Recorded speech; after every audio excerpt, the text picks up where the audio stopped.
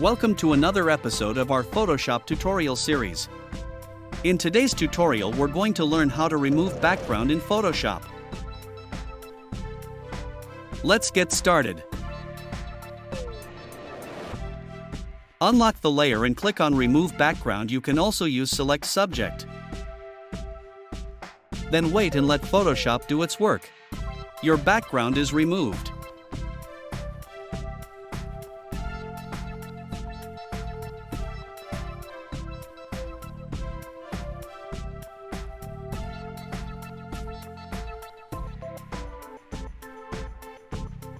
You can always fix your mask.